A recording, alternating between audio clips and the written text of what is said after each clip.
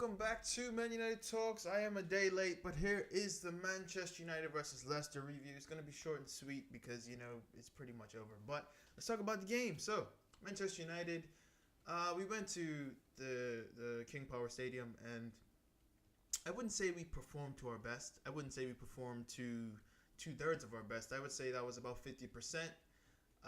But however, I heard people saying after the game that it was, if it was Mourinho, we would have complained. However, I think the play style is still different from what Jose was, how he had us playing. It just is different. It's more fluid, it's more expansive, and it's more positive. That is just the top and bottom of it. Jose did not have us playing in this positive way. So for me, coming from this result, especially seeing as it's 9 wins in 10 games, I'm not overly upset. I'm not overly, depressed, I guess, for lack of a better word. And City beat Arsenal yesterday, which is good news, simply because no one wants Liverpool to win the league. I hope they draw today, or lose. They could lose, simply because we want City to beat Liverpool, and we also want to overtake Arsenal, and we have done. So I'm okay. And then I believe I can't remember the exact fixtures, but I believe there are a couple tough games for Arsenal, or is it City, in the next coming weeks.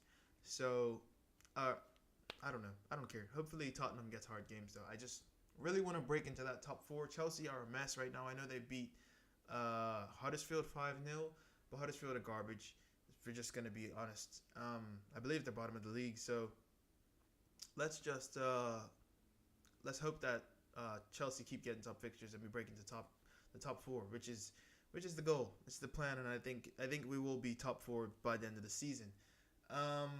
Anyway, I strayed way off topic. Let's talk about the game. So, first things first, Marcus Rashford missed another early chance, and that was just upsetting. It really was, because I know he scored and he ended up getting the game-winning goal, but it is upsetting because that is a goal that I would expect Marcus Rashford to score all days of the week. I would expect anyone. I don't care if you're a professional football player. I don't care if you play a goal. I expect you to score that opening chance. I believe it was a ball from, was it Ashley Young or Lingard? Someone crossed the ball from the right wing, or was it the left wing? I want to say it was the right wing, and Rashford just put it over. There's no way. No, it was from the left wing. Luke Shaw put a ball in at the back post, yeah, and he just, I don't know how you missed that. If you put it on target and it gets saved, fair enough, but that type of stuff just upset me, and I'm happy we didn't pay for it this time. But he's got to be a bit more clinical, and I know Rashford is that's one of the things he does struggle with. He's so fast, and he always has so much time on the ball. So his, I guess, ability to freeze and really take it in and finish is one of his biggest issues. Where Martial is the complete opposite. Martial will finish any and everything most of the time,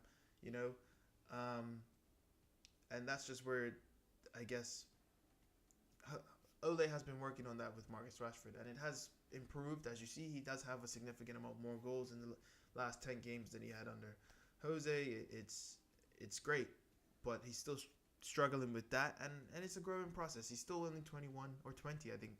No, I think he's 21. So it's okay. It's one of them things you just kind of roll with. Yeah, but you got the result. If you see the stats there.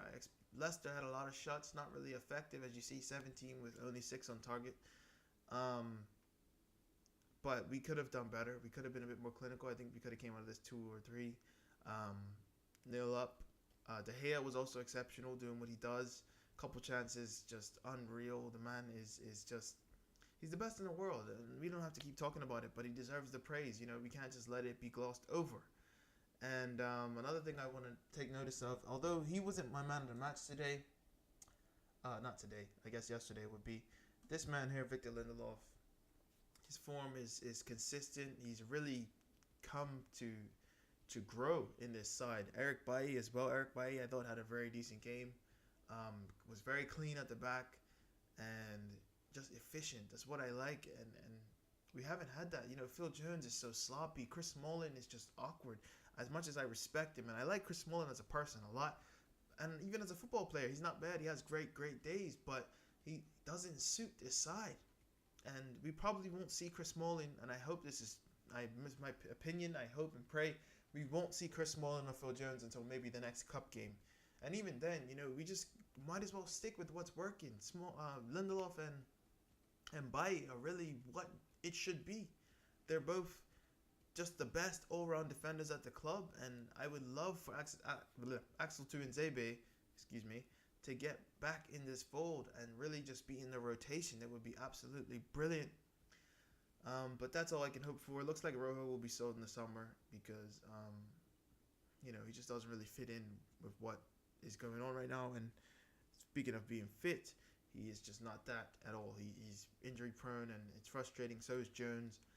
So if I had to pick one to keep out of the three, simply because he doesn't get injured often and he is fairly solid when he plays, I'd pick Chris Smalling. I'm a huge fan of Marcus Rojo. I love him. But, I guess it's just time for him to move on. I'd rather keep him. Phil Jones is at the top of the list for people to go. Then Rojo, then Smalling. Honestly, I'd keep Rojo over Smalling, to be honest. But, Smalling doesn't get injured unless he injures himself surfing, which is what I think he did the last time. Anyway, yeah, that's it for me. Lindelof is quality. I thought everyone was okay. But in terms of standing out, I thought Lindelof, Bailly, De Gea, and Herrera were great. Pogba, obviously, he had moments of brilliance, but that's nothing new. He's always exceptional in terms of his creative ability. There was an opportunity where he could have gotten assists from his own half. It was near, our corner flag, I guess you would say. Our left corner flag, and he just smashed it forward. I think that was more of just an educated clearance than an actual pass. If he attempted that pass, absolute ratings, because that is brilliant. And if Lingard would have got onto that right there is pass of the season. There's not even a question. If Lingard gets onto that ball, it's not a question. That's pass of the season, and it more than likely would have ended in a goal. But all in all, it ends 1-0 to Manchester United. We move on. I'm absolutely loving what Ole's got going on. I believe we have Fulham away next. I think the Champions League game is until, correct me if I'm wrong, but I believe it's the 18th. Let me check the calendar. I should have this prepared. I always say this. I am sorry.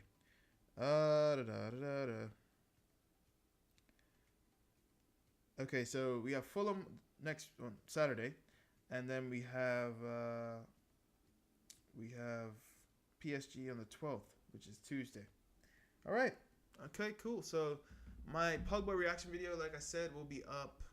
Like I said I was going to do, that will be up probably. I'm going to go with, why does my hat look so wonky, dude? I'm going to go with Wednesday. Should be up Wednesday.